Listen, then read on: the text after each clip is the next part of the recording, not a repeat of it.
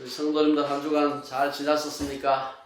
네. 다시 한번 우리 구호 한번 복창하고 말씀을 듣도록 하겠습니다. 하나님은 살아계십니다. 하나님은 살아계십니다. 하나님은 살아계십니다. 하나님은 살아계십니다. 우리가 살아계신 하나님 생각하면서 또 다음 한 주도 승리하시면 좋겠습니다. 오늘은 우리가 창세기 말씀을 가지고서 인간됨의 의미라는 제목을 함께 말씀을 좀 나누었으면 좋겠습니다. 이렇게 멕시코에는 신이 인간을 흙으로 만들었다는 그런 전설이 있대요. 아마 다른 데도 있는 것 같은데 이 전설에 의하면은 하나님이 찰흙을 빚어가지고 사람을 만드는데 이제 빚어가지고 가마에 구워야 되는데 처음에 굽다 보니까 너무 구워가지고 사람이 새카매졌대요. 그래서 흑인이 되었다. 그래서 그냥 하나님이 바짝 긴장을 해가지고 이또 안 되겠다 싶어. 그 다음 하다 보니까 너무 적게 구워가지고 그 다음 백인이 되었다.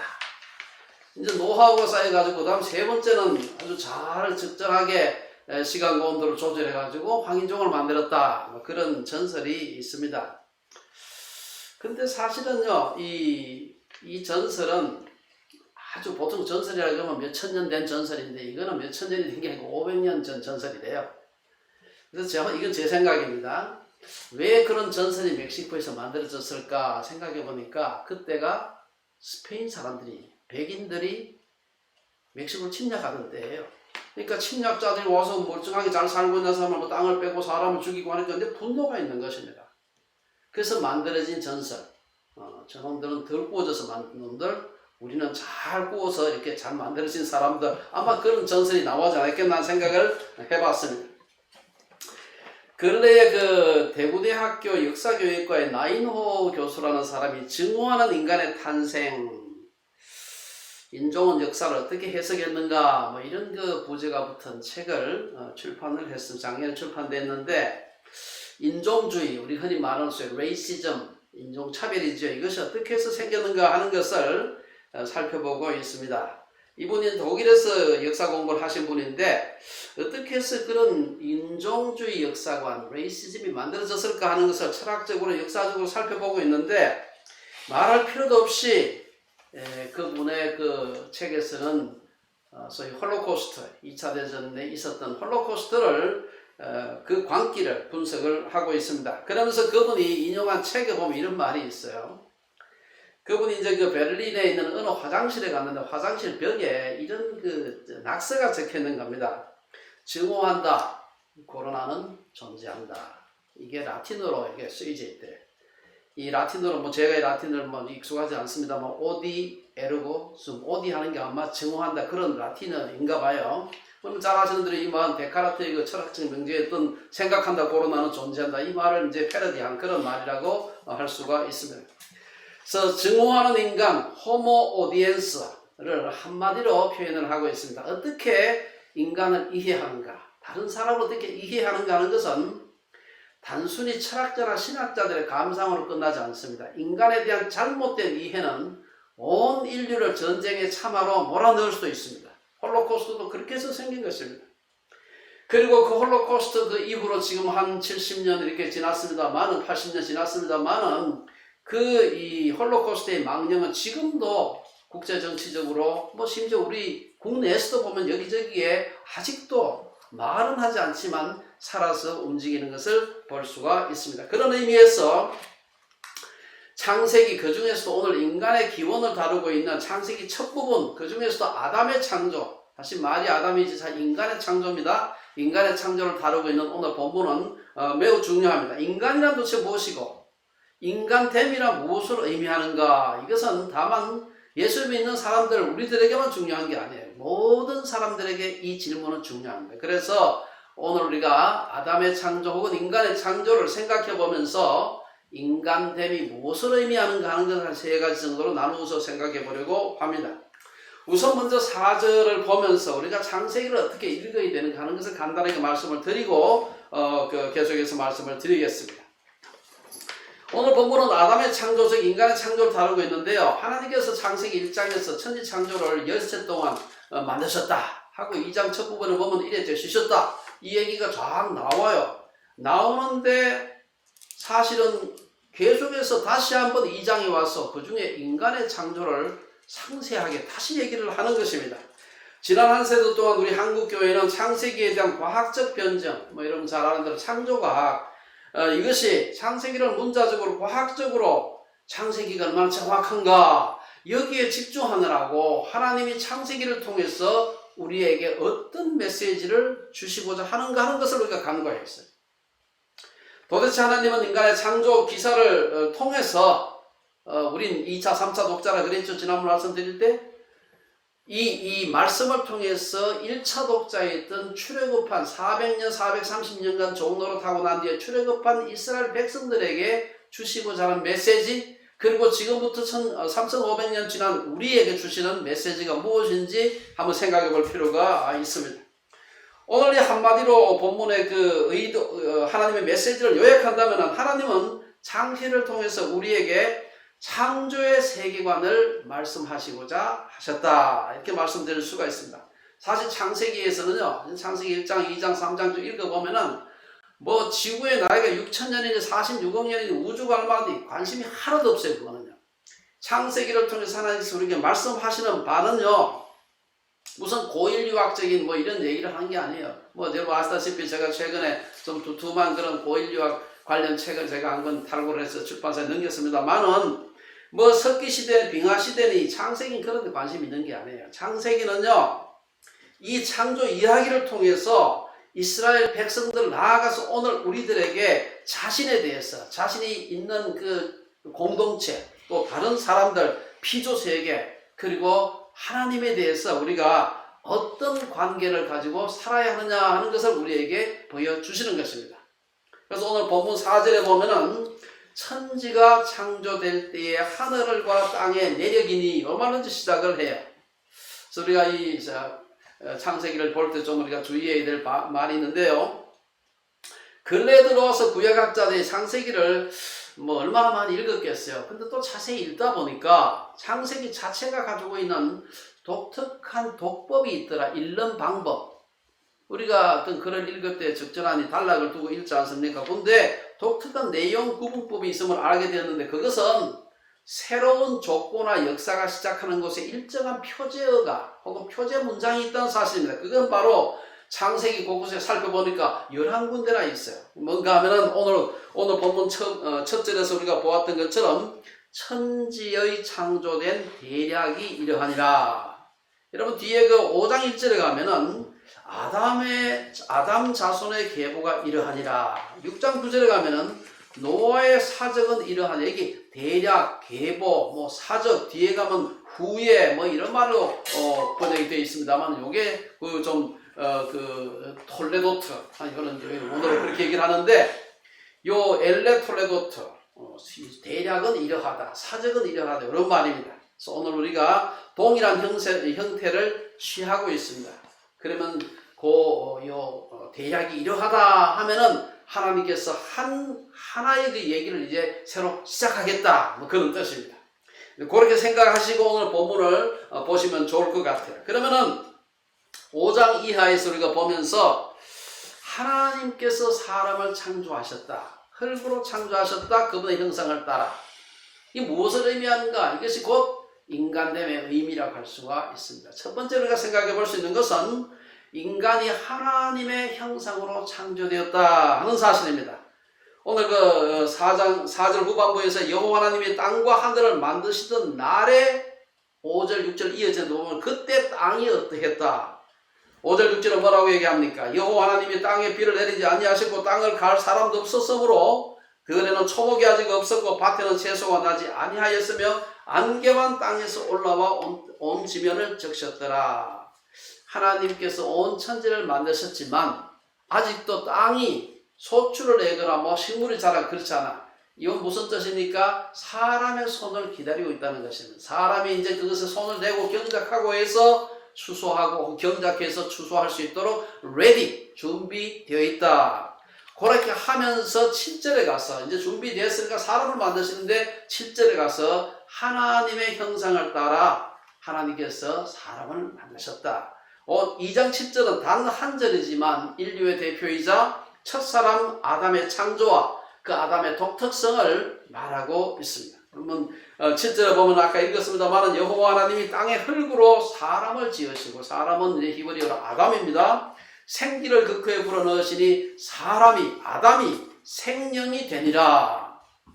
성경에서 흙을 가리키는 단어는 아담아, 아파르 등등 있는데, 사실은 중요한 것은 어떤 말이든지 이 아담하든지 아파르든지 별로 중요하지 않은 재료를 갖다 땅의 티끌, 땅의 흙 이런 뜻입니다. 중요한 것은 그렇게 만들어진 인간인데 그것에다가 생기를 불어넣음으로 인간이 하나님의 형상을 닮은 고귀한 존재가 되었다는 사실입니다. 비슷한 창조 과정이 이제 2장 19절에 보면은 각종 들짐승과 공중의 각종 새들을 지으실 때도 흙으로 만들었다, 그렇게 얘기를 하고 있습니다. 하나님께서 흙으로 인간을 만들었을 뿐 아니라 흙으로 다른 모든 짐승들도 창조를 하셨다.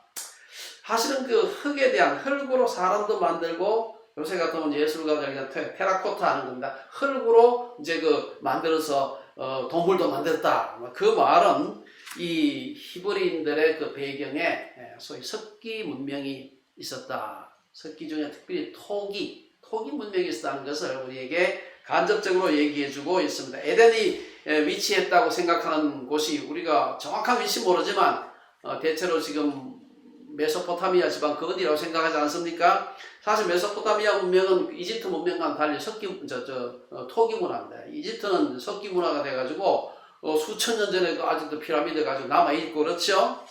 근데 이게 고대 바벨론이나 메소포타미아 지방 사람들은 흙을 이겨가지고 성과 탑을 만들었습니다. 창세기 11장에 보면은 바벨탑 쌓을 때 그렇게 되어 있습니다.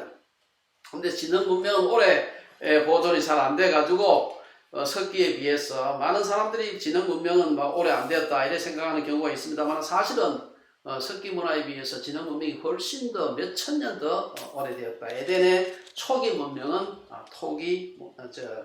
지능 문명이었다, 이렇게 말할 수가 있습니다. 어떤 사람은 2장 7절의 말씀을 두고서 사람이 왜 독특하냐? 사람이 생명이 되었다. 근데 사실은요, 뒤에 가면은 2장 19절에서 다른 동물들 만들 때도 생물이라고 이렇게 번역했는데, 이것도 사실은 생명이라고 번역했던 말하고 뭐가 똑같습니다. 중요한 것은 사람이 생명이 되어서 중요한 것이 아니라 사람 속에 하나님이 생기를 불어넣어서 사람에게 하나님의 형상이 있다는 사실입니다. 이게 중요합니다. 그래서 우리가 이 말씀을 통해서 2장 7절의 이 말씀을 어떻게 해석하느냐는 것이 사람에 대한 해석에서 굉장히 중요한데요. 인간의 가치는 그를 만든 재료에 있는 것이 아니다. 사람도 진흙으로 동물들도 진흙으로 똑같아요. 그리고 여러분, 동물들도 흙으로 만드는 흙덩어리는 있는 게 아니지 않습니까? 여러분 아시다시피 동물들도 다니고 요즘 애완동물은 사람들하고 상당한 교감도 하고 그렇습니다. 근데 사람도 그렇죠. 근데 사람의 독특함이 무엇이냐? 그것은 바로 우리가 잘 아는 창세기 1장 26절 27절 말씀처럼 하나님의 형상대로 지음을 받았다는 사실입니다. 그래서 우리가 하나님의 형상대로 지음 받았다는 점이 다른 동물과 사람을 구분하는 가장 중요한 그런 특징이다. 하나님의 흙으로 사람과 모든 동물들을 만드셨지만 유독 사람에게만 생기를 불어넣으셨다는 사실은 무슨 의미가 있는가? 사실 짐승들에게도 혼이 있습니다. 짐승들의 혼을 생각하지 않으면 죽은 짐승하고 산 짐승을 구분이 안 돼요.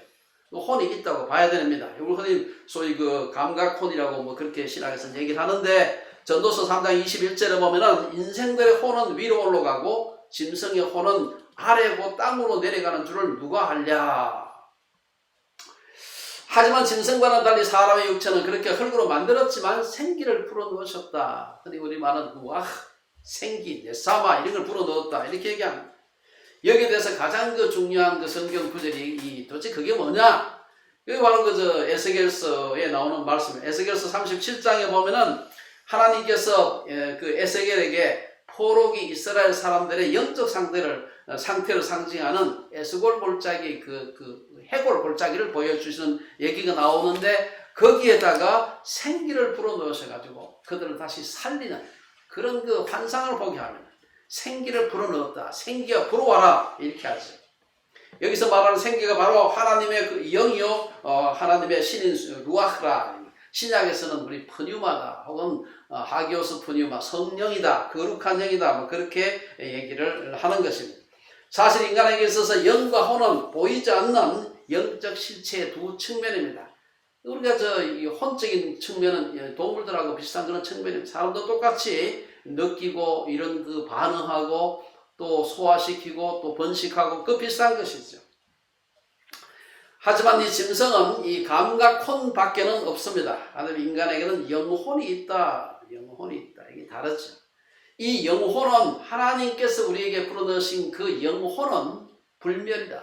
그래서 여러분 누가복음 23장 43절에 보면은 예수님께서 십자가에 달리셨을 때 한편 강도한테 오늘 내가 나와 함께 나군에 있으리라. 오늘이란 말은 죽고 난 뒤에 나군에 있으리라. 이게 없어지는 게 아니다. 이것은 유물론적이고 진화론적인 그런 인간관과는 전혀 다르다. 자, 죄를 지어서 영적 기능이 손상되어서 하나님께 반응할 수 없는 것, 반응이 없는 것을 성경은 죽은 것이라 그렇게 말을 하고 있습니다. 그래서 죄로 인해 죽은 인간은 다른 인간들이나 존재들과는 소통이 어느 정도 되는데 하나님과는 소통이 안 돼요. 이를 성경은 죽었다고 말하는 것입니다. 참 로마서 5장 12절에 보면 죄로 말미암아 사망이 들어왔다. 사망이 왔다는 말은 무슨 말입니까? 그날 다 죽는다는 말이 아니고 하나님과의 관계가 끊어졌다는 말입니다. 그러나 우리가 거듭난다고 하는 것은 성령께서 우리 속에 들어오셔서 하나님과의 커뮤니케이션 할 수 있는 능력이 회복되었다는 것입니다. 로마서 6장 12절에서 그리스도와 함께 죽었으면 또한 그와 함께 살 줄을 믿는 것입니다. 오늘 7절은 인간의 가장 중요한 특징이 바로 하나님의 형상을 따라 지음받았다는 사실임을 보여주고 있습니다. 이것이 인간의 가장 중요하면서도 첫째 되는 의미입니다. 그래서 이게 무슨 의미가 있습니까? 그래서 피부색이나 남녀노소, 유무식, 빈부귀천에 관계없이 인간이 절대적인 권리, 인권을 갖는다는 사실입니다. 오늘날 기독교적 배경을 가진 서구 국가들이 하나같이 중국과 북한에 대해서 지속적으로 제기하고 있는 문제가 인권이에요. 그거는 GNP 무슨 경제적인 문제와 연관된 게 아닙니다. 하나님을 믿지 않는 나라들은 왜 서구 국가들이 그렇게 집요하게 독재를 거부하고 인권을 주장하는지 이해하지 못합니다. 인권은 바로 하나님이 인간이 하나님의 형상대로 지음받은 존재라는 사실에 근거하고 있다. 인간됨의 첫 번째 의미, 가장 중요한 의미 뭡니까? 하나님의 형상대로 인간은 창조. 두 번째, 인간은 노동하는 인간이다. 오늘 8절에 보면 그 쭉 이하에 보면 그 얘기가 나오고 있습니다. 하나님의 인간을 창조하시고 이어 에덴의 동산을 창조하셨다. 이 8절에서 하나님은 에덴을 창설하시고 그곳에 그분의 형상을 따라 지음받은 인간을 두셨다 그랬습니다. 이 동산은 물이 풍성한 곳이었습니다. 10절에 보면 강이 그 에덴에서 흘러나오는데 4개가 나온다. 거기 보면 기혼, 비손, 히데겔, 유브라데 이 얘기를 하고 있는데요. 오늘날 사실은 기혼과 비손강은 어디로 갔는지 잘 모르겠고 이름은 히데겔 강, 요즘 말로 티그리스 강이죠. 그 다음 유브라데, 유프라테스 이 두 개는 이름은 남아있는데 사실은 티그리스 강과 유프라테스 강도 창세기에서 말하는 그 강이 이 강인지는 확실하지 않습니다. 다만 그 이름이 2개가 남아있다. 여기서 중요한 것은 하나님께서 에덴을 만드시고 에덴으로부터 물이 흘러나와서 나머지 모든 땅을 적시게 했다는 말은 모든 하나님의 피조세계에 만드신 땅들이 수확을 낼 준비가 되어 있다는 거예요. 사람의 손을 기다리고 있다는 것이죠. 근래 그 위턴 대학의 교수인 존 왈턴이라는 분은 에덴 동산을 성전 개념으로 설명을 했습니다. 하나님께서 천지 만물을 만드셨지만 그 중에 특별히 온 천지 만물이 다 보시기에 좋았지만 그 중에 특별히 에덴이라고 하는 한 곳을 구별해서 거기에서 사람을 만나셨다. 성전의 개념이 뭡니까? 하나님께서 사람을 만나는 곳이라는 개념이죠.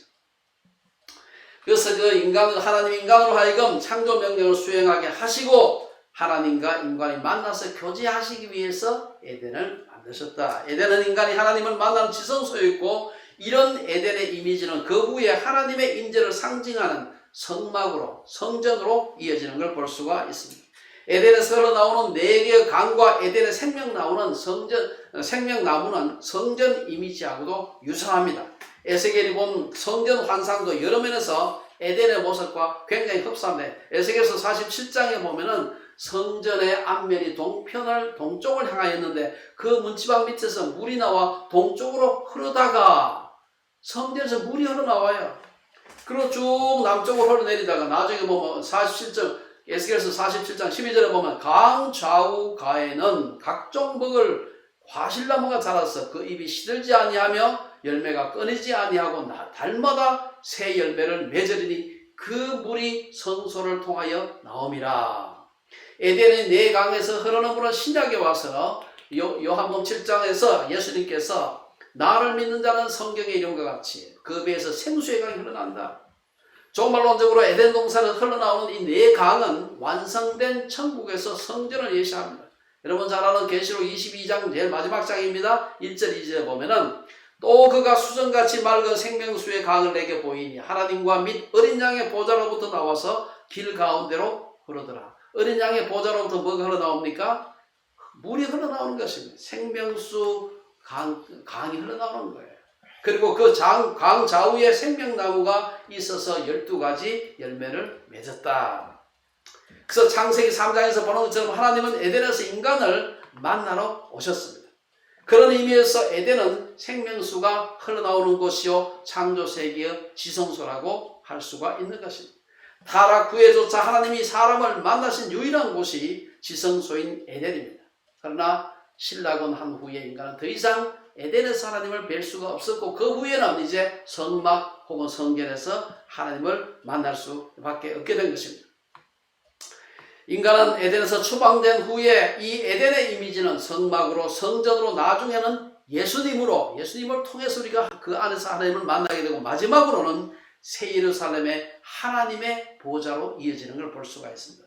자, 그렇다면은 이 15절을 보면은 하나님은 자기의 생기를 불어넣어 자기의 형상대로 지어받은 사람을 에덴 동산에 두어서 그곳을 경작하며 지키게 했다. 이 말은 무슨 말입니까?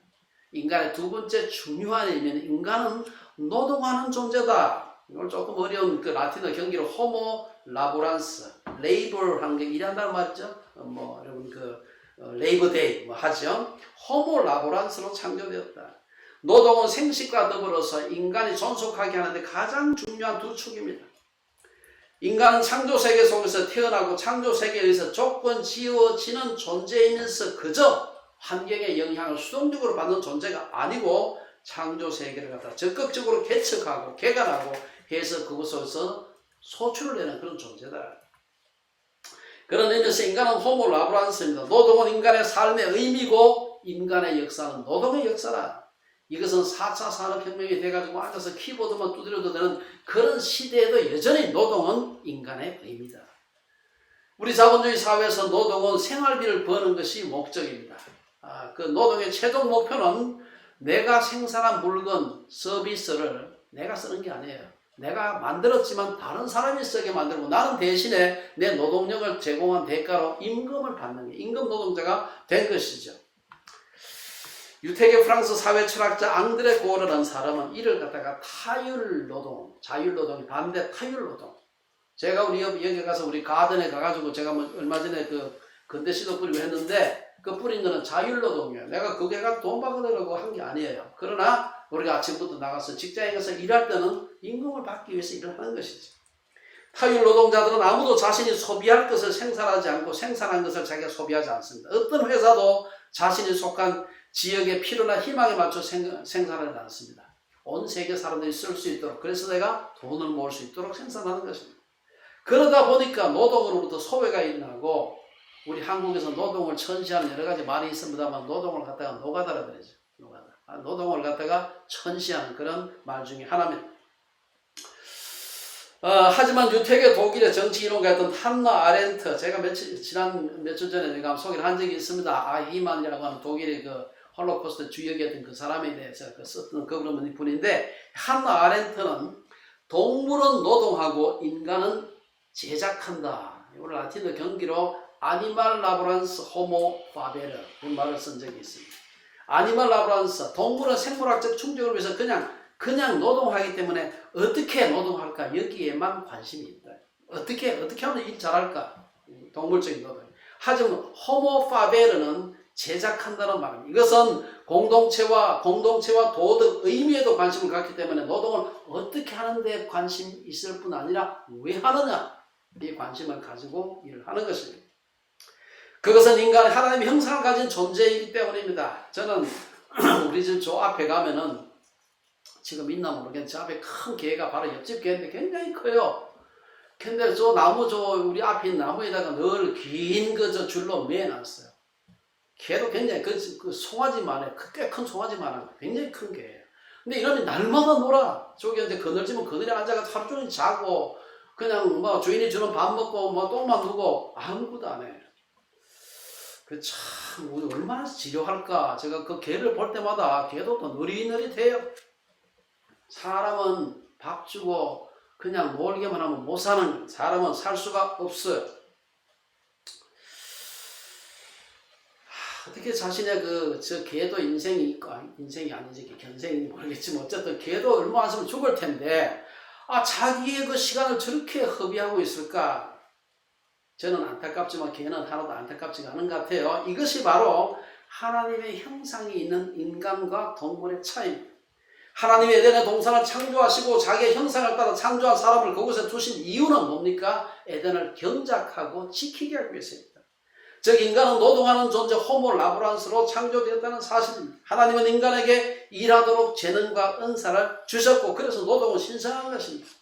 인간이 노동에서 소외되고 노동 현장을 잃어버리면 존재 목적을 상실해. 많은 사람들이 실직하고 난 뒤에, 은퇴하고 난 뒤에 자살하거나 빨리 그냥 병이 걸려 죽는 사람이 많습니다. 노동 현장을 잃어버리면 그렇다는 것입니다. 노동은 신성한 것입니다. 새는 하늘을 날 때 행복하고 물고기는 물속에 있을 때 자유로운 것입니다. 여러분 새한테 내가 수중 세계 구경시켜줄까 무료로. 새는 죽죠. 물고기 보고 너 세상 구경 할래 그러면 그건 죽습니다. 그럼 물에서 끄집어내보세요. 노동은 인간의 존재 방식이기 때문에 빈부를 막론하고 일을 할 때 자신의 존재를 확인하게 됩니다. 노동에서 소외될 때 인간은 허무감을 느끼게 되고 그래서 도박이나 다른 중독에 빠지는 겁니다. 창세기와 비슷한 시기에 기록되었던 고대 신화에서 노동은 누가 하느냐? 노예들이 하는 거예요. 이건 제가 지난번 잠깐 말씀드렸죠. 고대 신화에서 왜 신이 인간을 만들었느냐? 지가 일을 하다가 너무 힘드니까 이걸 누가 내 대신 일하려면 좀 만들어야 되겠다 싶어가지고 인간 만들었다. 그렇게 돼 있어요. 신이나 신의 아들이라고 하는 제왕들은 노동하지 않았습니다. 그러나 성경의 노동과는 이러한 노동과는 전혀 다릅니다. 제가 이 노동에 대해서는 뒤에 한 번 더 우리 3장 강의하면서 조금 더 말씀을 드릴 기회가 있을 겁니다. 노동을 신성시하는 것은 고대 세계에서는 없던 사상이에요. 노동은 신성하다. 신이 하는 일이고 신이 맡긴 일이다. 이거는 성경에 있는 사상입니다. 노동은 하나님의 형상을 발현하는 존재의 의미를 회복하는 길입니다. 칼 마르크스가 노동하는 인간의 정체성을 발견하기 수천 년 전에 이미 창세기는 노동은 신의 명령이요 인간의 존재의 이유라고 가르치는 것입니다. 이처럼 하나님으로부터 부여받은 신성한 의무이자 권리인 노동이기 때문에 노동은 생명의 선순환이 이루어져야 하는 것입니다. 그래서 노동하는 인간, 호모라보란스, 이것은 인간됨의 두 번째입니다. 마지막은 피조물인 인간입니다. 오늘 9절, 16절, 17절에 보면은 선악과에 대한 얘기가 나오는데 이건 지난번 제가 잠깐 설교를 했습니다. 그래서 제가 길게는 설명을 안 드리겠습니다만은 하나님께서 동산 가운데 생명나무와 선악을 알게 하는 나무를 두셨다. 그리고 다 먹어도 좋은데 그건 먹지 말라. 먹으면 죽는다. 이것은 에덴 동산에 두신 첫 번째 금지 명령, 첫 번째 율법이라고 할 수가 있습니다. 이걸 왜 그런 선악과를 주셨을까? 그것은 이 금지 명령이 있다는 것, 그리고 그것을 받아들이는 것은 하나님은 하나님이 되시고 인간은 피조물임을 인정하는 것입니다. 이 명령은 인간의 어떤 이성적 동의를 구하는 명령이 아닙니다. 이 선악과 율법의 관계 속에서 나머지는 내 마음대로 해도 좋은데 한 개만 하지 말라. 그것조차 없으면 하나님과 인간은 차이가 없는 것이에요. 여러분 그 하무라비 법전 아시죠? 지금부터 한 4,000년 전에 있었던 하무라비 법전에는 보면은 에덴 동산에서 율법이 한 개만 있었어요. 근데 하무라비 법전은 제가 찾아보니까 282개 조항이 있었더라고요. 근데 그로부터 한 300~400년 뒤에 기록되었던 창세기에는, 창세기가 아니고 우리 모세 오경에 보면은 제가 헤아려보진 않았지만 613가지가 있대요. 법이 많아진다는 말은 금지 명령이 많아진다는 말이에요. 금지 명령이 많아진다는 말은 그만큼 죄를 많이 짓는다는 의미가 되는 것입니다. 왜 오늘날 여러분 법대가 있고 변호사가 이렇게 많습니까? 너무 법이 많아서 보통 사람은 법을 다 알 수가 없어요. 그래서 여러분 판사나 변호사나 법을 다 아는 줄 압니까? 몰라요. 제가 언젠가 만난 서울 고등부분의 부장판사랑 만난 적이 있는데 그분은 저보고 자기소개할 때 자기는 특허법 전문 판사래. 아니 판사는 판사지 무슨 판사도 전공이 다 있어요 이게. 왜냐 워낙 법이 복잡해서 사람들이 하도 교묘하게 머리를 써가지고 죄를 지으니까 법이 이렇게 세부로 안 돼 있으면 변호사 판사도 알 수가 없어요. 에덴에서 금지 명령이 한 개밖에 없었다. 그것은 인간에게 거의 완전한 자유가 주어졌다는 것을 의미하는 것입니다. 하나님께서 인간에게 자유의지를 주셔서 아무것도 좋은데 딱 한 가지만 선악과는 먹지 말라. 사실 하나님이 선악과라고 할 때 아담과 하와가 선과 악이 뭔지를 알지도 못했을 때 주신 것입니다. 죽으리라 했지만 죽는 건 뭔지도 모를 때 타락하기 전에 주신 명령이에요. 이 말은 무슨 말입니까? 하나님께서도 이거 먹지 말라고 한 것은 이성적인 명령이 아니라 하나님의 관계 속에서의 명령입니다. 마치 엄마가 아이들에게 야, 너 이 뜨거운 난로 만지면 안 돼. 그거를 갖다가 명령할 때 아이가 내가 왜 만지면 안 돼? 내가 왜 이성적으로 나 설득해봐. 이게 아니죠. 엄마를 믿기 때문에 아이들은 안 만지는 것입니다. 그걸 빠진 만지는 애들이고 그 사춘기 애들밖에 없어요. 그 잠깐 동안 살다 보면 애들 중에 말 안 들을 때가 있는데 원래 사람은 엄마 아빠의 말을 믿는 것이 믿기 때문에 그냥 순종하는 거예요. 하나님께서 나 이거 먹지 마라 하면은 왜 먹으면 안 되는지 철학적으로 역사적으로 신앙 따질 필요가 없어요. 그냥 안 먹는 것이에요. 이게 하나님 앞에 순종하는 것이다. 하나님은 인간을 창조하시면서 하나님과 거의 같은 존재로 만들었습니다. 그래서 시편 기자는 하나님보다 우리를 조금 못하게, 우리 옛날 개혁 한글에 보면 천사보다 조금 못하게 했다. 이렇게 번역을 했는데 이게 더 정확한 것 같아요. 하나님보다 조금 못하게 어떻게 선악과는 먹어서는 안 되는 존재로 만들었다는 것입니다. 인간됨의 세 번째 의미는 하나님은 창조주시고 인간은 피조물이라는 사실입니다. 그리고 그것을 보여주는 가장 중요한 증거가 바로 하나님께서 에덴 동산에 선악과를 주시고 그것을 먹지 말라고 하신 이유다. 결론적으로 몇 가지 말씀을 드리고 마치겠습니다. 오늘 본문은 우리들에게 인간됨의 의미를 우리에게 제시하고 있습니다. 첫째, 인간은 하나님의 형상을 가진 존재로 창조되었다. 하나님이 인간을 자신의 형상대로 지으셨기 때문에 하나님이 존엄하신 것처럼 우리도 인간도 존엄하다. 인권적 인간의 존엄함은 존재론적인 것이지 후천적으로 획득된 것이 아니다. 남녀노소 빈부귀천 피부색 학벌 외모 이런 것은 하나님의 형상인 인간의 가치에 전혀 영향을 미치지 못합니다. 아이들이나 중고등 우리 학생들 이 설교를 듣고 있을지 모르겠어요. 우리 학생들, 우리 자녀들은 공부를 잘하고 못하고가 내 가치에 아무런 영향도 안 미친다는 것을 꼭 알아야 돼요. 우리 목사님은 공부를 억울하는 사람입니다. 그것은 내 가치에 영향을 미치지 못해. 공부를 잘하고 못하고는 아무런 영향도 없고 다만 내가 게으른 것은 문제가 좀 돼.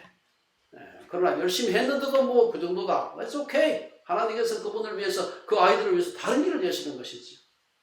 공부 잘하면 좋겠지만 못해도 괜찮은 겁니다. 하나님 믿고 인간하게 살면 되는 것이지. 둘째, 노동이 신성하다. 노동은 다만 생존의 방편으로서만 이루어지는 것이 아닙니다. 하나님의 명령입니다. 요한복음 5장에는 예수님이 안식일에 베데스다 연못가에 있는 38년 된 그 병자 고쳐주고 난 뒤에 그날이 안식일이다. 막 바리새인들 유대인들한테 공백을 받았습니다. 그때 예수님께서 뭐라고 얘기했습니까? 내 아버지께서 이제까지 일하신 나도 일한다. 하나님도 안식일이었는데 내가 당연히 일하는 게 당연하지.